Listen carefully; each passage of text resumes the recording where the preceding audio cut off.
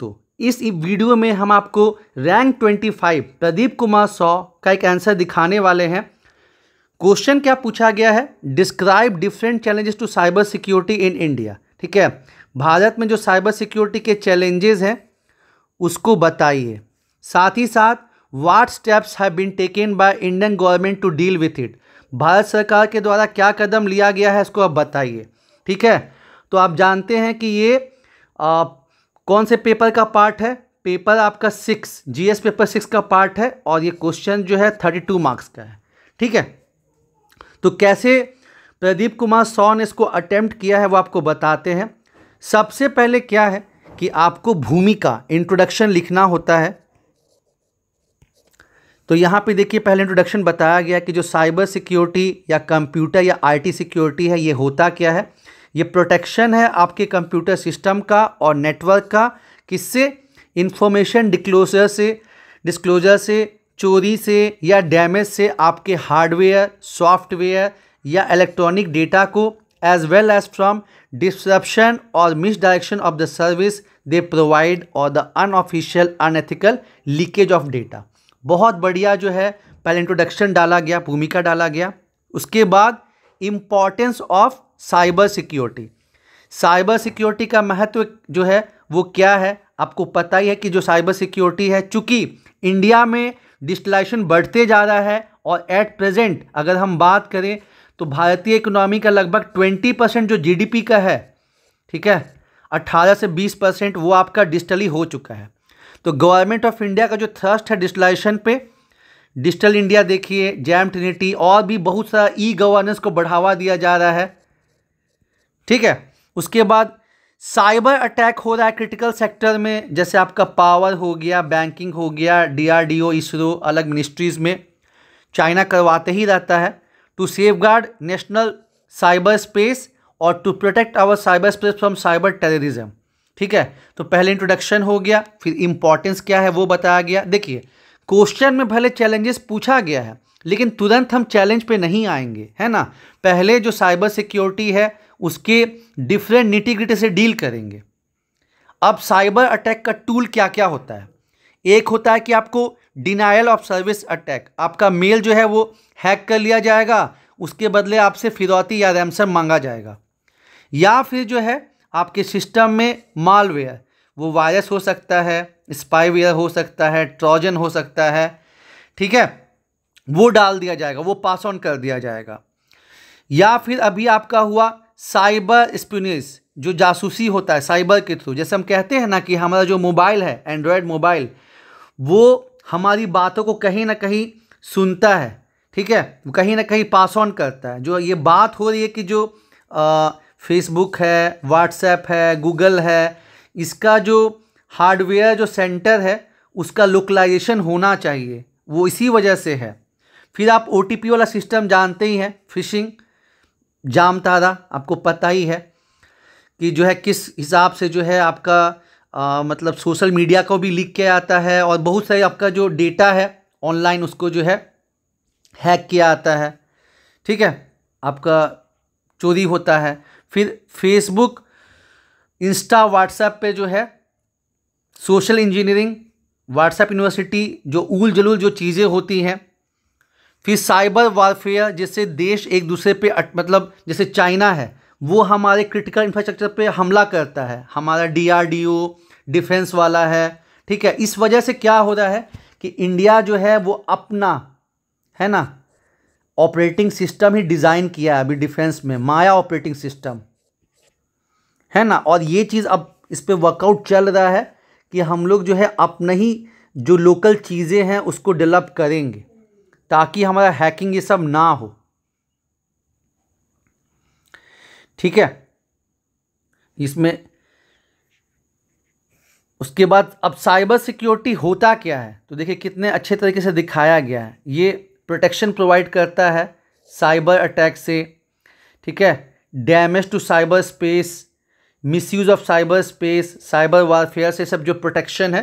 तो देखिए कितने अच्छे तरीके से आपको जो है पहला पेज में पहले इंट्रोडक्शन, भूमिका, फिर महत्व को बताया गया, फिर क्या क्या टूल्स हैं उनको यहाँ पर डिस्कस किया गया और फिर कैसे जो है मतलब कंटेंट भी है और प्रेजेंटेशन भी है। अब यहाँ पे सेकेंड पेज पे जो है कि क्या क्या चैलेंजेस हैं साइबर सिक्योरिटी को यहाँ पे एक्सप्लेन किया गया है। ठीक है, तो क्या क्या चैलेंजेस हैं आपके, साइबर टेररिज्म हो गया, कि साइबर का इस्तेमाल आप देखे ही थे कैसे आईएसआई जो है वो डिफरेंट कंट्रीज से जो है लोगों को रिक्रूट कर रहा था, उनको जो है बलगला रहा था, है ना। उसके बाद डिजिटल डेटा थेफ्ट फिशिंग में आता है। ठीक है, डेटा जो है वो न्यू ऑयल है और डेटा जो है सबको ज़रूरी है ना, इसको कैसे एक्सप्लॉइट किया जा रहा है। साइबर वेयरफेयर, जब जो है एक कंट्री दूसरे कंट्री के क्रिटिकल इंफ्रास्ट्रक्चर पे हमला करता है। और लैक ऑफ साइबर स्पेशलिस्ट, ये भी चैलेंज है। जितने तेज़ी के साथ इंडिया डिजिटल हो रहा है, क्या प्रोटेक्शन उस हिसाब से हो रहा है? जवाब है नहीं, अभी नहीं। साइबर सिक्योरिटी पॉलिसी 2013 में यह बात बोली गई थी कि इंडिया को आने वाले 5-6 साल में लगभग 5 लाख साइबर एक्सपर्ट्स चाहिए, लेकिन ये हो नहीं पाया। ठीक है, उसके बाद क्रिटिकल इंफ्रास्ट्रक्चर वल्नरेबिलिटी, मैंने बताया ही, ISRO, DRDO, power, banking sector, ये सब जो है साइबर सिक्योर नहीं है। अभी हम लोग देख रहे हैं हाल ही फिलहाल में कि कैसे कुछ ही दिनों में जो है आपको कितने सारे थ्रेट जो है वो मतलब मिल रहे हैं कि मतलब एयरप्लेन में बम है, या कुछ समय पहले जो है कुछ एयरलाइंस का जो है वो डेटा हैक हो गया था, एम्स में से पेशेंट का डेटा हैक कर लिया गया था, बहुत से आधार कार्ड का डेटा चोरी हो गया था।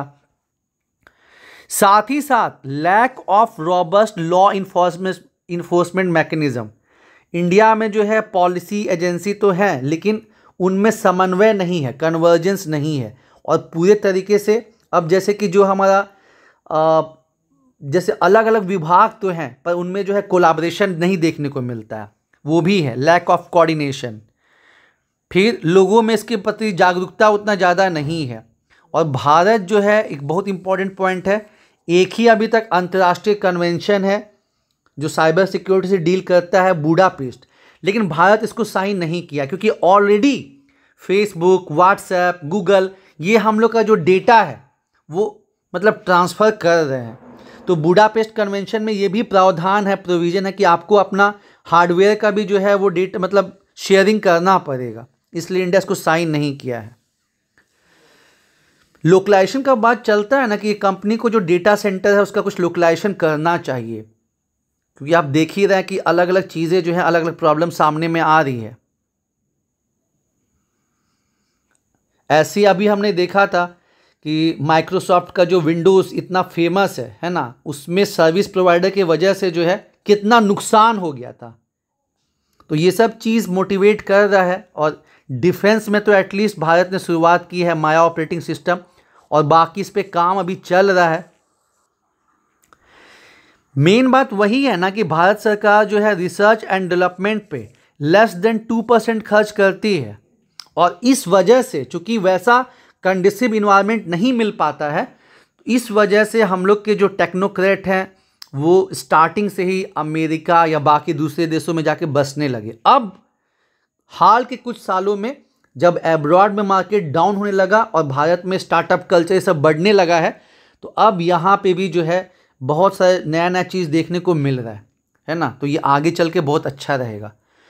तो ये 2 पेज में फर्स्ट पार्ट तो डिस्कस हो गया। अब तीसरा पार्ट क्या है कि क्या स्टेप भारत सरकार के द्वारा लिए गए हैं, what steps have been taken by Indian government to deal with it. तो देखिए भारत सरकार ने क्या कदम उठाया उसको बहुत अच्छे से यहाँ पे समझाया गया है, इतना बेहतरीन डायग्राम के साथ। मतलब होता है ना कि एक को आपको चीज़ पता है लेकिन आप खाली पैराग्राफ पैराग्राफ पैराग्राफ में लिख रहे हैं, उसमें थोड़ी ना एग्जामिनर को कॉपी चेक करने में मज़ा आएगा। जहाँ जेपीएससी में डेली आपको क्या है लगभग 150-200 कॉपी चेक होता है। तो अगर प्रेजेंटेशन हम लोग का बढ़िया नहीं रहेगा फिर कहाँ से जो है एग्जामिनर को इंटरेस्ट आएगा।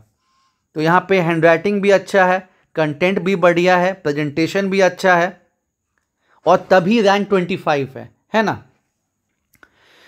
तो साइबर स्वच्छता केंद्र, section 66A of IT act, national cyber security policy, फिर आपका जो क्रिटिकल इंफ्रास्ट्रक्चर है उसको बचाने के लिए NCIIPC, national cyber security strategy 2020, Netra project for internet surveillance, cyber सुरक्षित Bharat initiative, NC4 national cyber coordination centre, ठीक है, CRT।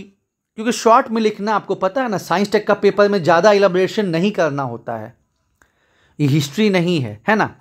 उसके बाद लास्ट में क्या क्या कदम उठाया गया वो सब बता दिए डायग्राम के थ्रू शॉर्ट में। उसके बाद लास्ट में एक बढ़िया कंक्लूजन कि चूँकि 21वीं शताब्दी में डिजिटलाइजेशन बढ़ रहा है, साइबर सिक्योरिटी बहुत क्रिटिकल हो गया है नेशनल डिफेंस और इंटीग्रेशन के लिए, क्योंकि आपको बताया ही कि ई-गवर्नेंस, उसके बाद डिजिटल इंडिया प्रोग्राम, हर चीज़ जो है डिजिटल हो रहा है। तो उस केस में ना इसका प्रोटेक्शन मतलब इम्पॉर्टेंस बहुत ज़्यादा बढ़ जाता है। और cyber security is needed in present era of increasing connectivity.